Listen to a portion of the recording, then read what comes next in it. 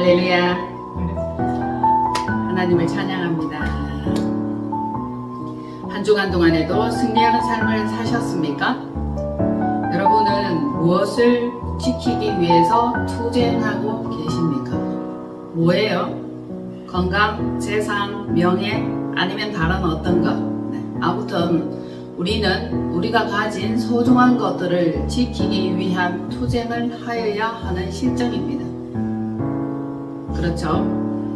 그것은 진정 의미 있는 일인가?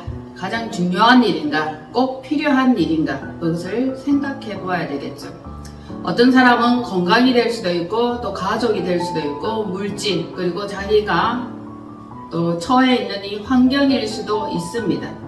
오늘은 무엇을 위한 투쟁인가? 어떤 의미 있는 일을 위해서 내 시간과 인생을 쓰고 있는가? 이거에 대한 말씀을 함께 나누려고 합니다. 태초에 하나님이 말씀이 충만한 힘과 에너지가 있었고 발설된 말씀은 그의 명령대로 왕성한 활동을 하였습니다. 아무도 중단할 능력이 없었습니다. 그분은 말씀으로 천지와 만물을 다 이루시는 창조 역사를 하셨던 것입니다. 하나님의 말씀은 힘이 있고 능력이 있었습니다. 말씀 속에는 빛과 생명이 있었고 진리와 영원한 믿음이 있었습니다. 영원 무궁하도록 충만한 생명, 충만한 진리, 없어지지 아니할 영원한 진리, 빛과 복음의 진리를 알게 하려 하심이라. 그것을 우리에게 허락하셨고 우리에게 주셨습니다. 말씀의 진정한 가치를 깨닫고 받아들이는 이가 많을까요? 적을까요? 그리 많지는 않겠죠. 그러나 시간이 흐를수록 마지막이 될수록 이 말씀만이 영원하고 말씀만이 변개되지 않는 진리라는 것을 알아가는 이가 점차 많아지고 있습니다. 많아지고 있다는 것은 숫자적인 의미가 아닙니다. 그것을 진정으로 깨닫고 진정으로 그 의미를 찾은 자들이 있다는 겁니다. 예전에 비해서는 하나님께로 돌아오는 사람들이 진정으로 돌아오는 사람들이 있다는 이것을 전해드리고 싶은 말씀입니다. 이것이 말씀이 주는 힘이요 말씀이 주는 파워라고 할 수 있습니다.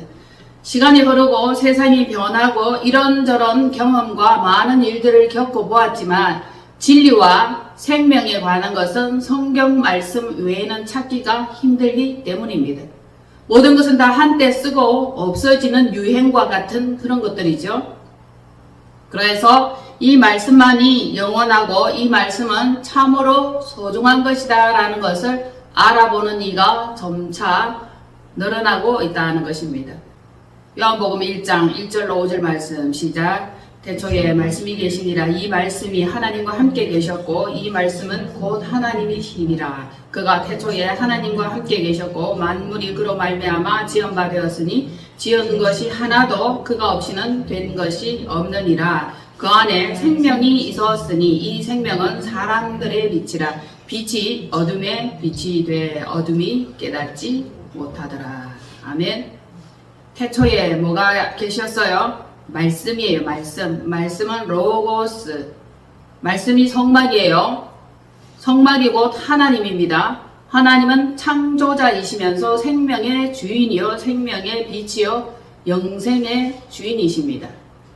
이 말씀이 태초에 계셨고 빛이 어둠에 비쳤으나 빛이 캄캄함이 만민을 가리는 그 상태였죠. 그런데 영적 어둠에 갇혀서 죽음의 두려움과 죽음의 억압을 견디지 못하는 그 사람들은 두려움을 극복할 수가 없었습니다.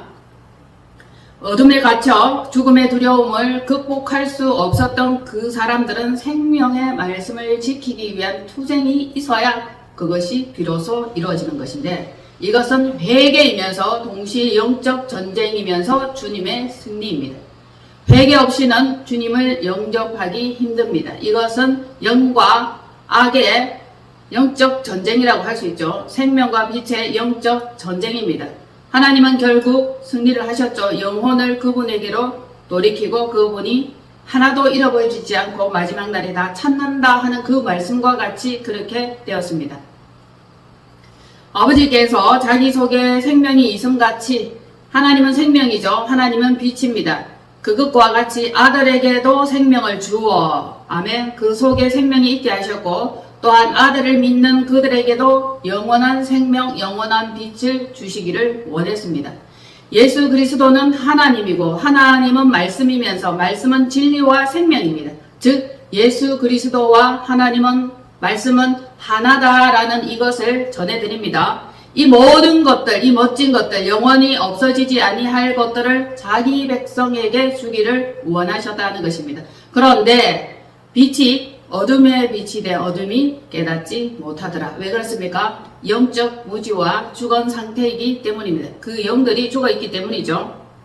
사단은 어떤가? 볼모 잡은 자들을 놓치지 않으려고 계속 두렵게 하고 어둠에 떨게 합니다. 거짓과 속임으로 올가매며 하나님을 믿거나 예수님을 믿으면 죽는다는 그것을 설정을 해놓고 많은 사람을 공포에 떨게 하고 있습니다. 기독교는 가장 박해받는 종교라는 사실 여러분 오늘 아시기를 바랍니다. 우리나라에는 그 종교의 자유가 있잖아요. 그래서 우리가 믿고 싶은 대로 섬기고 싶은 대로 무엇이든지 섬기거나 믿으면 됩니다. 그러나 기독교는 박해가 가장 심한 종교이면서 지금 세계 현재 150개국 국가에 극혐하고 멸시하고 탄압하고 핍박하는 종교라는 사실을 오늘 전달합니다. 마지막 때 시간이 얼마 남지 않은 것을 안 사단은 맹렬한 활약과 맹렬한 공격을 하고 있다고 보면 정확하겠습니다. 하나님은 빛을 주기를 원하고 생명을 주기를 원하십니다. 그러나 반면 사단의 활동도 맹렬하죠. 굉장히 적극적인 활동을 하고 있습니다. 기독교 박해 국가를 10번에서 1번까지, 자 10위에서부터 1위까지 조사한 결과가 있는데 이것을 들어보시면 여러분 놀랄 겁니다.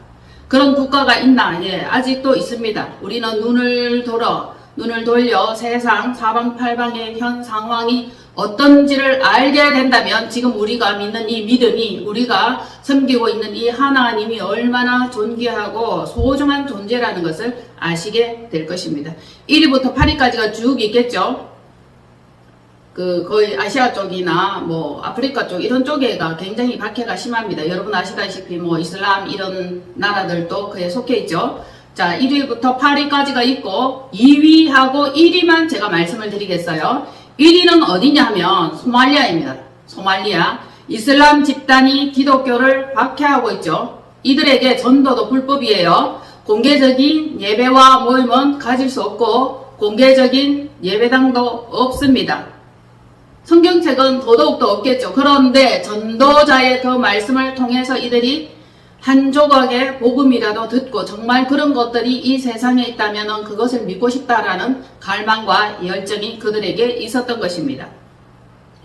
그런데도 이 생명의 말씀은 놀랍게도 한 사람의 입으로 전파되어서 암암리에 이 사람들이 모여들기 시작하는 것입니다. 이 사람들이 모여들었다라는 소문이 있으면 찾아가서 그들을 처형하거나 박해하거나 핍박합니다. 그런데도 불구하고 많은 사람들은 이 진리를 믿기를 소망하고 갈망한다는 사실입니다. 한 조각의 믿음이라도 복음이라도 들었던 그들은 스스로 겸비하면서 오직 하나님의 말씀 듣기를 원하고 그 진리의 복음을 가슴에 간직하고 그것을 소망하는데 곧 하늘 소망을 가졌다라고 할 수 있습니다. 기독교 국가가 그리 많지는 않아요. 그런데 종교의 자유가 있는 나라도 그리 많지는 않아요. 우리는 많다라고 생각하지만 기독교가 국가적으로 탄압을 하고 핍박하는 나라도 많이 있다는 겁니다. 국가적으로 기독교를 믿으면 백성들을 잡아다가 죽이는 것입니다. 박해할 뿐만 아니라 교회 건물은 아예 없다 했습니다. 성경을 지녀도 죽는다.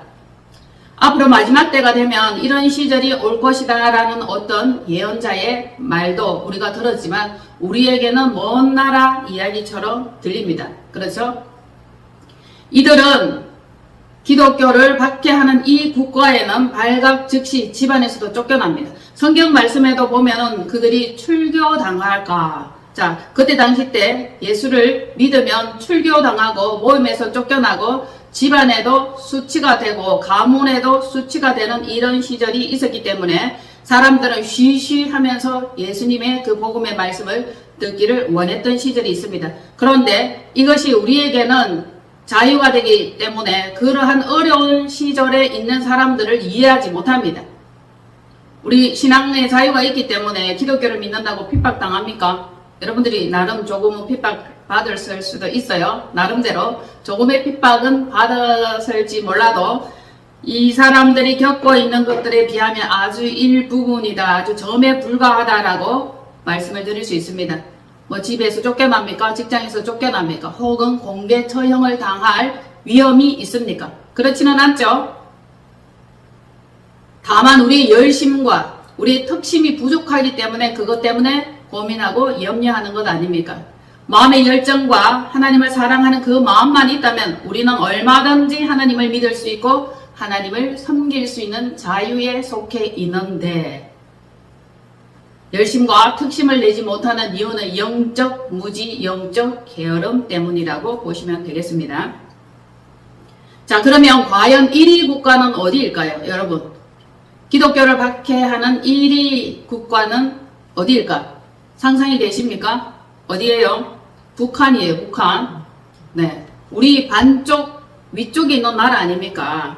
거의 매해 몇 년 아주 오랜 기간 동안에 부동의 1위를 계속 고수하고 있는 나라가 북한입니다. 반쪽 땅에 살고 있는 같은 종족이에요. 얼마나 놀랍습니까? 멀지도 않아요. 우리 위에 있습니다. 그들의 신앙생활과 우리의 신앙생활은 천지 만지 차이가 나는 것입니다. 그들은 공개적으로 신앙생활을 할 수 없고 모일 수 없습니다. 그래서 어디로 다 내려갔나요? 지하로 내려갔습니다. 지하로 내려가서 공산주의, 신앙의 자유가 없는 그곳에서 그들은 자기들만의 믿음 생활을 돈독히 하고 있는 실정이라는 것입니다. 참으로 끔찍한 일이죠. 빛은 빛이 돼 이 어둠은 더 장악을 하려고 더 난리를 치고 영혼들을 더 많이 흑암으로 끌고 가려고 하고 빛을 받아들이지 못하게 합니다. 북한 지혜교회의 실상은 우리가 간증을 통해서 생생하게 전달받은 적이 있죠. 그들은 누가 믿는 자며 누가 믿지 않는 자인지 바깥 세상에 가면 전혀 표시가 나지 않아요. 알 수 없습니다. 그런데 지하에 모이기를 시작하고 그들만의 믿음과 신앙생활로 똘똘 뭉친 믿음의 단체가 있다는 것입니다. 그들에게 성경책 한 권만 선물하여도, 그들이 성경책 한 권만 선물 받아도 그들의 행동은 끌어안고 입맞추며 기뻐 뛰며 울고 하나님께 감사하는 그런 모습들을 볼 수 있습니다. 이들이 진정으로 살아있는 믿음을 지닌 자라고 할 수 있습니다. 죽음을 두려워하지 않는 믿음이죠. 들켰다 하면은 바로 죽습니다. 어떻게 한다고? 공개 처형을 당한다 그랬죠. 길바닥에다 눕혀놓고 트럭으로 그 위를 밀어버린다고 했습니다. 그러면 납작한 포가 되겠죠. 총알도 아깝다는 겁니다. 그렇게 죽어나가는 것을 보면서 누가 담대하게 하나님의 말씀을 믿으며 예수 그리스도를 믿을 수 있겠습니까? 그런데도 불구하고 그들의 신앙심과 그들의 믿음은 더욱더 강렬하게, 더욱더 강하게 불타오르고 있다는 것입니다. 어떤 이들은 말씀하십니다. 진정한 믿음과 진정한 신앙은 지하교회에 있다. 지하교회에 있다는 것입니다. 핍박을 가할수록 더욱더 생명의 불꽃으로 살아나는 것은 기독교입니다. 놀랍죠?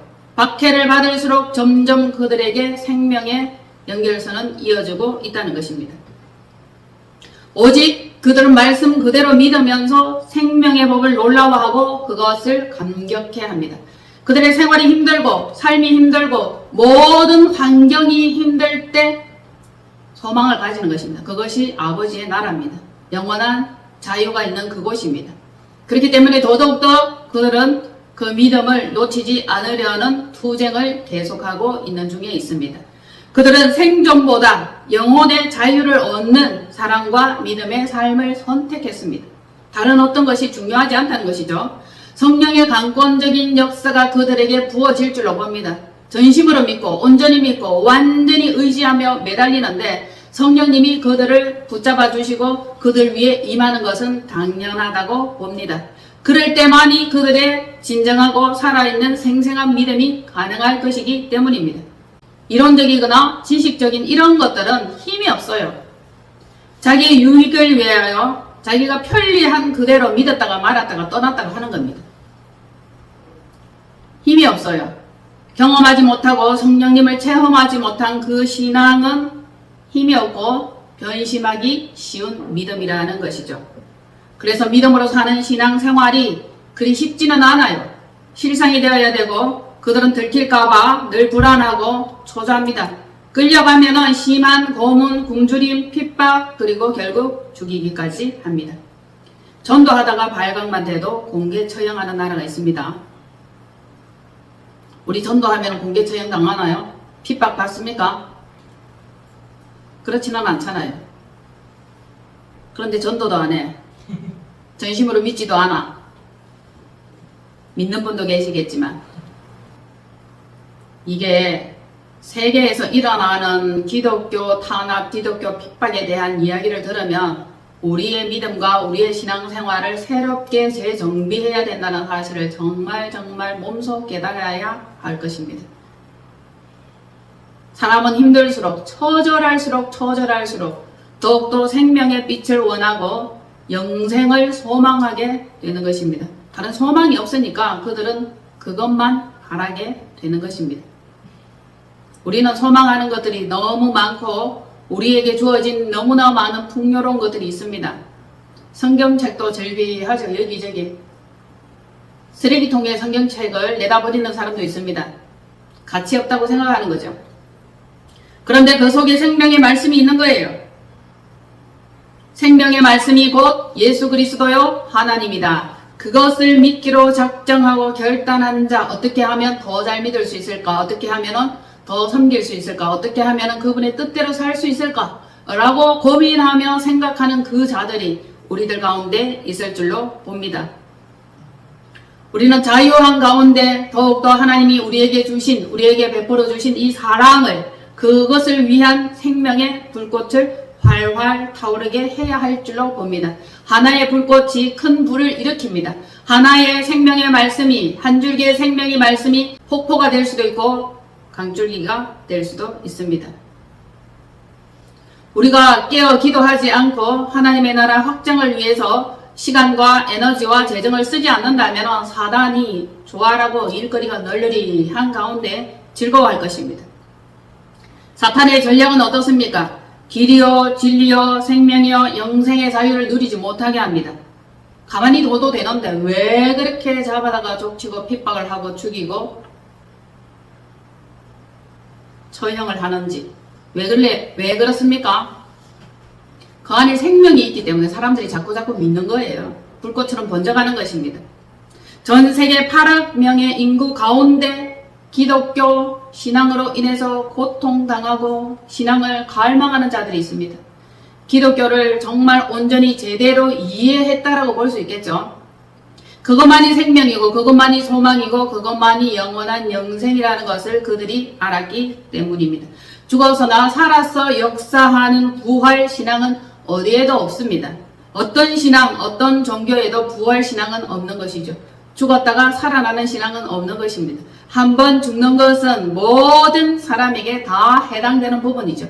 그런데 다시 살아나는 부활이라는 것을 그들이 전해 들었을 때 얼마나 이것이 놀랍고 신선하고 새로운 바람을 불어왔겠냐 하는 것입니다. 새로운 바람이 그들에게 불어닥친 거죠. 그러니까 그들은 끌 수 없는 불꽃이 되어버린 것입니다. 오늘 우리의 심장 속에도 꺼져가지 않는 불꽃, 더더욱더 활활 타오를 불꽃으로 다시 심지가 굳건하여지기를 바랍니다. 우리는 신앙과 종교가 자유로운 곳에 살고 있어요. 그런데 이 자유한데 방탕한 거예요. 이 자유한 것을 자기 것만의 것으로 누리고 있는 것입니다. 그 자유와 열정을 어떻게 사용하여야 할지 오늘 지혜롭게 사용해야 할 그 부분들에 대해서 여러분들과 나누고 말씀을 전하고자 합니다. 말씀과 성령의 진리를 외쳐야 되는 것이 당연합니다. 믿음이 온 세계에 전파되어야 할 것입니다. 땅끝까지 이르러 증인이 되라 하고 말씀하셨던 그 말씀이 우리에게 주신 명령 아닙니까?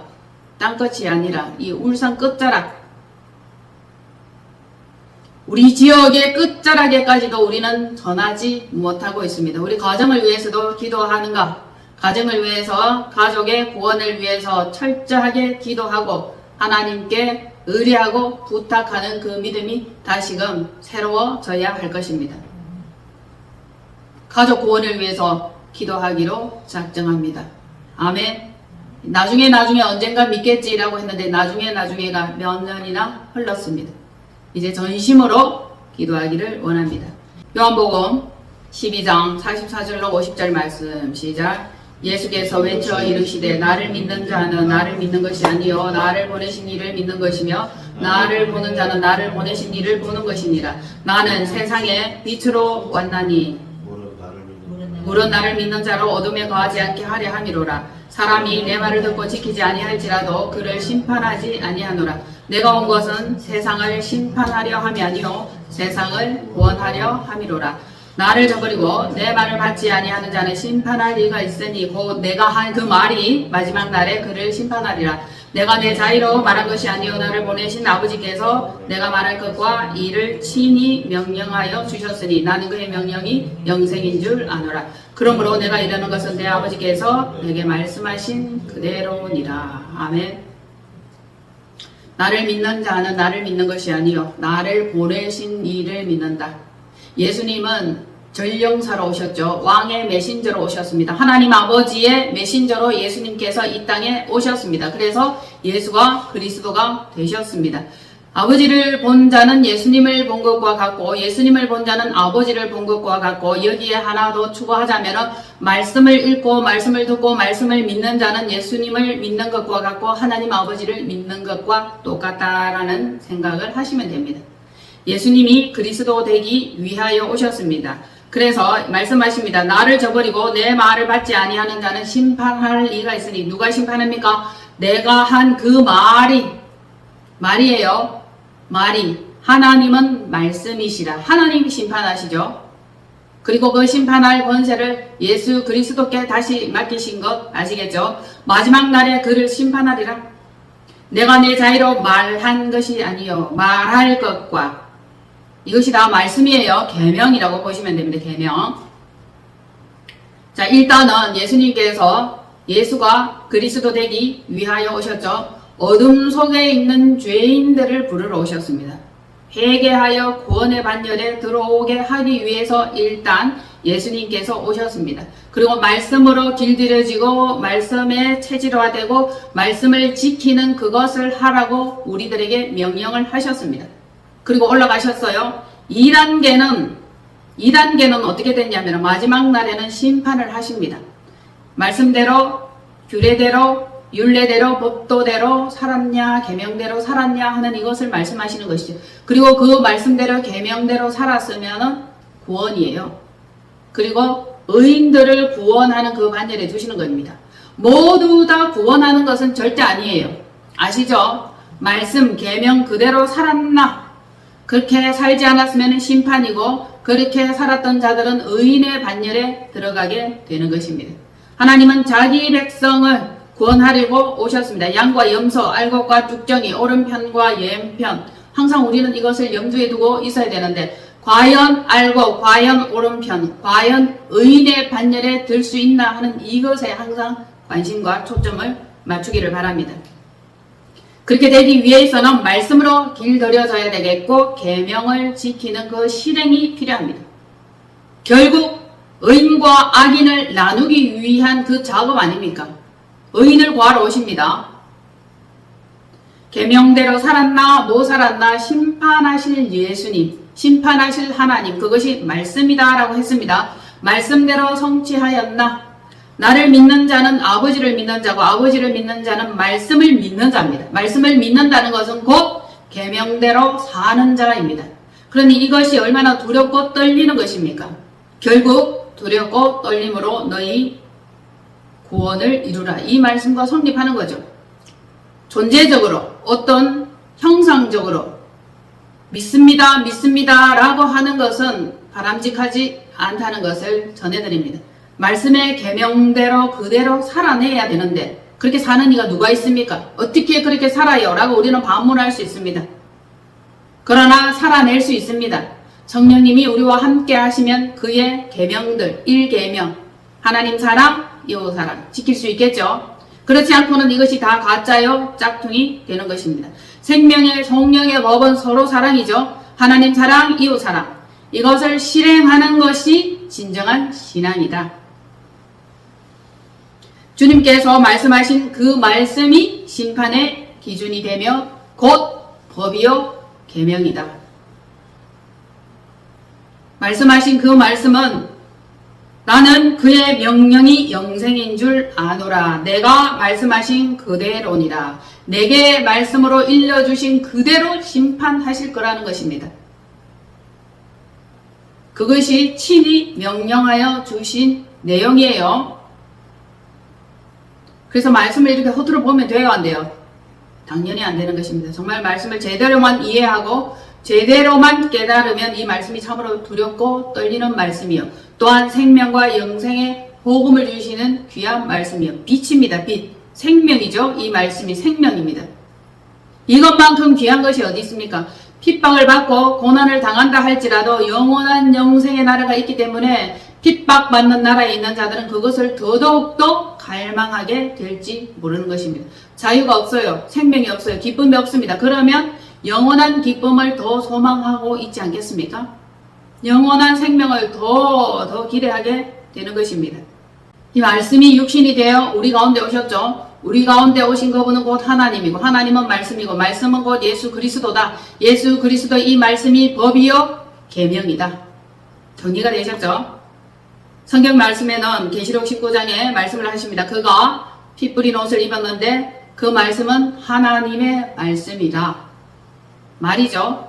로고스입니다. 그의 입에서 예리한 검이 나오는데 이것도 말씀이에요. 그것으로 만국을 치겠고 심판이죠. 그들을 철정으로 다스리며 또 친히 하나님 곧 전능하신 이의 맹렬한 진노의 포도주 틀을 밟겠고 그 옷에 다리에 이름을 쓴 것이 있으니 만왕의 왕이요 만주의 주라. 왕의 왕 만주의 주는 곧 말씀입니다. 말씀으로 심판하죠. 양날 검으로 심판하십니다. 말씀으로 치겠고 말씀으로 구원하겠고 이것이 곧 양날 검입니다. 그 입에서 예리한 검이 나오니 칠 자를 치고 구원할 자를 구원하시는 이것이 말씀이 기준이 되는 것입니다. 주님께서 말씀하신 그 말씀이 곧 법, 계명, 심판의 기준이 된다. 주 예수님께서 어떻게 사랑하며 어떻게 이웃을 사랑하는지 친히 보여주셨고 본보기로 보여주셨고 우리에게 그대로 실행하셨고 이행하셨고 우리로 그 믿음의 본보기를 따르라고 말씀하셨습니다. 하나님은 사랑이시라. 아멘. 하나님은 빛이시라. 하나님의 이름은 스스로 있는 자요. 스스로 있는 자의 그 이름은 말씀이라. 하나님은 사랑이기 때문에 사랑으로 모든 것을 감사할 수 있고 사랑으로 모든 허물을 덮을 수 있습니다. 이것을 우리가 믿는 거죠. 하나님의 사랑이 없으면 우리는 심판의 대상이 될 수밖에 없습니다. 그러나 하나님은 의로우시며 그분은 심판하시기도 하시는 것입니다. 하나님이 우리를 사랑하시는 사랑은 우리가 알고 믿었다. 이야, 이렇게 우리를 사랑하시는 존재가 있구나. 그 사랑 한번 받아보고 싶다. 이런 생각을 하면서 더 처절하게 하나님을 갈망하지 않겠습니까? 핍박받는 나라에 있는 자들은 그 사랑을 더더욱더 갈망하고 더 원한다는 것입니다. 사랑이 풍성할수록 사랑이 넉넉할수록 만족함을 모르는 그 실정에 살고 있지는 않는지 사랑을 대수롭지 않게 사용하고 있는 것은 아닌지 대수롭게 여기기도 한다는 것입니다.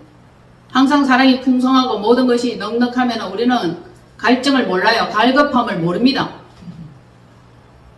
고마운 줄도 모르게 되죠. 대개 부잣집 아이들이 거의 모두 그런 건 아니지만 대개 부잣집 아이들이 엇나가는 경우가 많고 불만스러운 경우가 많이 있습니다. 그들이 거의 방탕하기도 하고 마약을 즐기기도 하고 술과 환란에 빠지기도 합니다. 음란에 빠지기도 하죠. 왜? 부모님이 일 때문에 사업 때문에 항상 바쁘고 자기 자신들을 사랑하지 않는다는 것이 이유입니다. 모든 것이 흘러넘치고 너무 풍성하기 때문에 그들은 사랑 타령을 하면서 반란을 일으키는 것입니다. 정말 어렵고 힘들다면 자기 스스로가 누구를 사랑해야 할지, 어떻게 사랑받는 존재가 되어야 할지를 생각하게 될지도 모릅니다.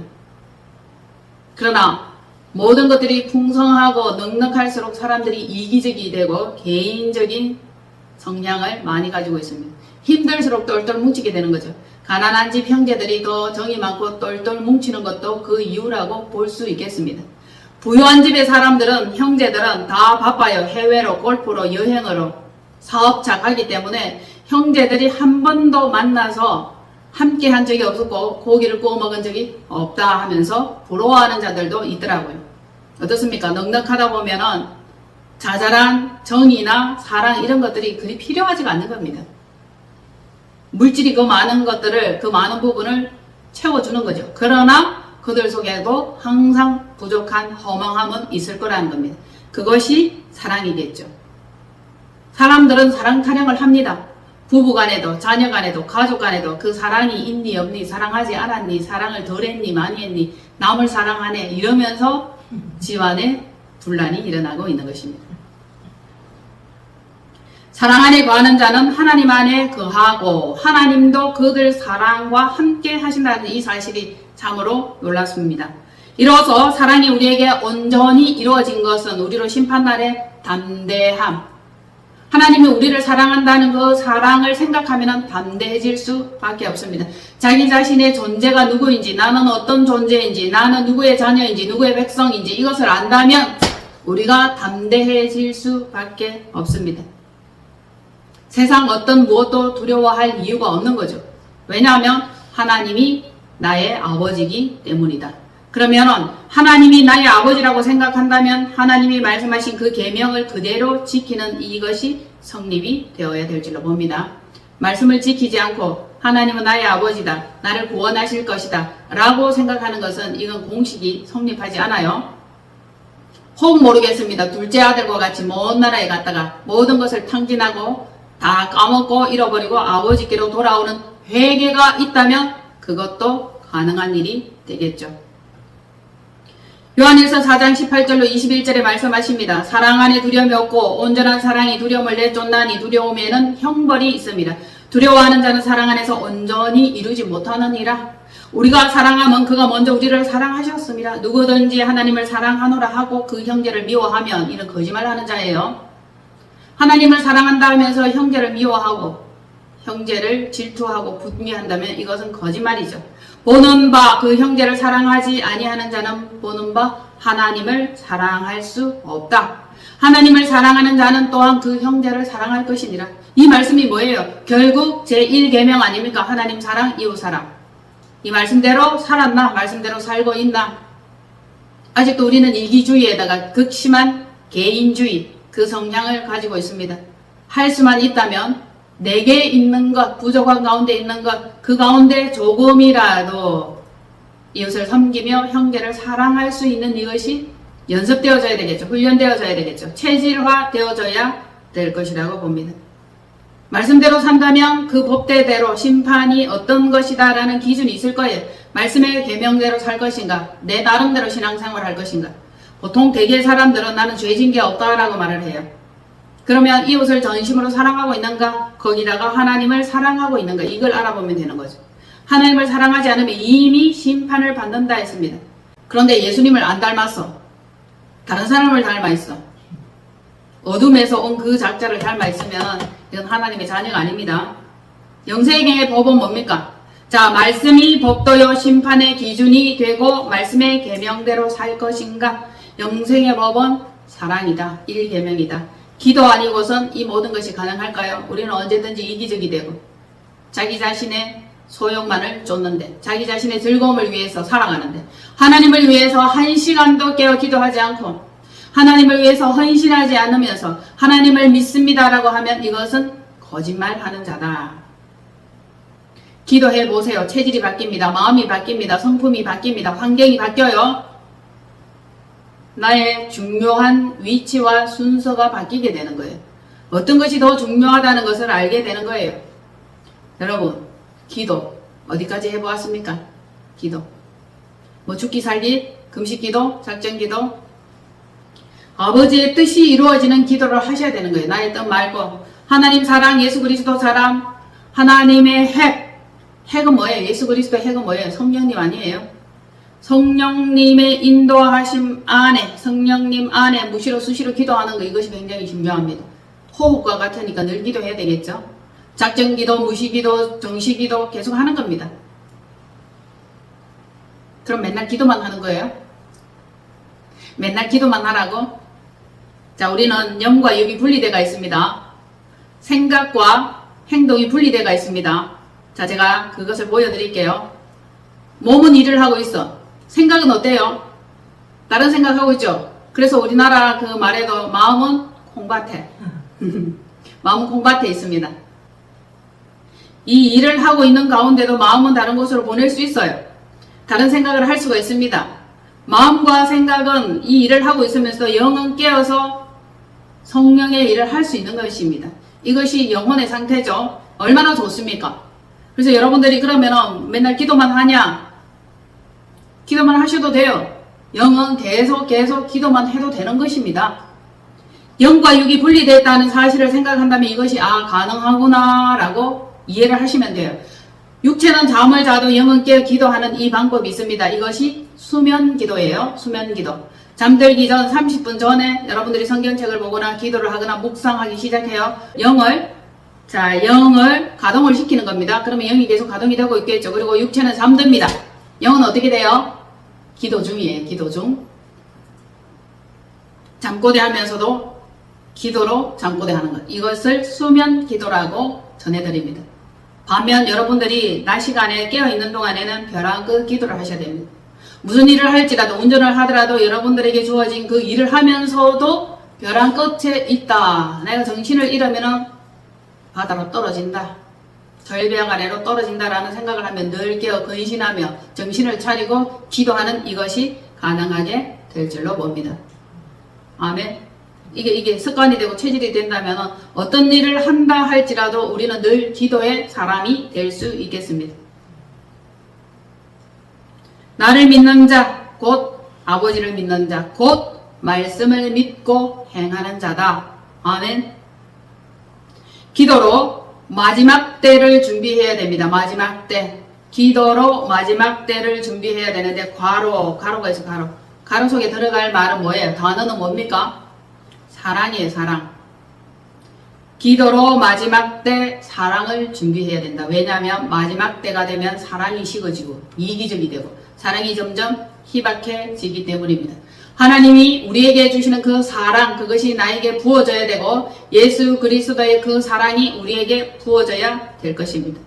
하늘 아버지의 속성을 가진 자라면 이것이 가능하고 이것이 자연스러워질 것이라는 것입니다. 왜냐하면 하나님은 사랑이시라. 하나님은 빛이시라. 하나님은 말씀이시라. 할렐루야. 아멘. 자, 하나님의 사랑은 자기 백성을 은밀한 가운데 눈여겨보신다. 그리고 믿음이 있는가 없는가 보신다. 그리고 하나님은 믿음이 있는 그 사랑만 기억을 하신다. 즉 사랑이 있는 믿음만 기억하신다. 사랑 없으면 울리는 꽹과리와 소리나는 구리와 같다. 입만 나불나불한 그 사랑은 가짜입니다. 헌신하는 사랑, 내어주는 사랑, 투쟁하는 사랑. 진정한 사랑은 자기 목숨을 내어줘도 아깝지 않은 그것입니다. 이것이 곧 하나님 사랑, 이웃 사랑. 이것을 위한 투쟁은 값지다는 것입니다. 다른 엉뚱한 것을 위해서 투쟁하지 마시고 이제 더 이상 우리 속에 시간 낭비는 없어야 합니다. 촘촘하게 짜여진 일상 속에 시간을 더 많이 쓰는 사람이 더 많은 시간을 활용할 수 있다 합니다. 가장 게으르게 시간을 사용하는 자가 가장 시간의 누수가 많다는 것입니다. 시간을 알뜰하게 사용하면서 진정 우리의 적이 누군지를 알아야 하는 것입니다. 내 안에 있는 악한 영들, 몹쓸 생각들, 이기적인 것들, 미워하는 것들, 이것들을 처리하시고 우리의 힘과 능력이 바깥을 향하여 하나님의 백성을 위해서 기도할 수 있는 믿음에 훈련된 자들이 될 수 있기를 축복합니다. 그냥 사는 게 아니에요. 우리를 왜 살라고 생명을 허락하시고 시간을 허락하셨습니까? 할 일이 있는 거예요. 아직도. 믿음으로 살고 싶지만 믿음의 그 뜻대로 살지 못하고 핍박받는다, 박해받는다 라고 생각하고 안타까운 상황 속에 있는 많은 자들이 있습니다. 그들은 길고 짧으면 문제가 아니에요. 얼마만큼 짧은 시간에도 강렬하게 엑기스로 하나님을 전심으로 믿고 있는가, 목숨 다해 믿고 있는가, 내 생명을, 내 육체적인 이 생명을 내던질 수 있을 만큼 그들은 강력한 진리의 믿음을 어쩌면 지니고 있을지도 모릅니다. 시간이 많다고 해서 믿음이 차곡차곡 성장되는 게 아닙니다. 시간이 많을수록 나중에 다음에 게으르고 나태함 이것이 핑계거리로 우리에게 덕지덕지 붙어있지는 않는지요. 이제 10월이 접어들었고 올 한 해도 얼마 남지 않았습니다. 정말 결실하고 거둘 수 있는 것, 믿음의 한 단계 성장과 진보, 발전, 좀 더 훈련되고 단련된 군사로서의 믿음의 용사가 되었는지 알아볼 일이죠. 그래서 올 한 해 동안 성경을 일독하게 될지 두고 봅시다. 열심히 읽고 있는 분들이 있더라고요. 아마 일독을 채우려 속도를 내고 있는 중에 있다고 봅니다. 얼마나 아름답습니까? 하나님을 사랑한다면 말씀을 사랑하게 돼 있고 말씀을 읽다 보면 계명대로 살게 돼 있는 것입니다. 믿음의 주여 온전케 하시는 이 예수 그리스도를 바라보는 그 시선이 언제까지나 하나님 보시기에 아름답게 여겨지기를 바랍니다. 기도하겠습니다. 우리 주 예수 그리스도의 하나님 영광의 아버지께서 지혜와 계시의 성령을 주시사 영의 눈을 열게 하시고 하나님 나라를 위한 투쟁을 하게 하여 주옵소서. 이로써 하나님의 나라 확장이 있게 될 줄로 봅니다. 우리 가운데 10년 가운데 아직도 개간되지 못하고 정복되지 못한 어둠이 있습니다. 빛으로 더 채워지게 하옵소서. 붙들어 주심을 미사하고 감사드리며 축복하고 우리 주 예수 그리스도 이름으로 기도하옵나이다. 아멘.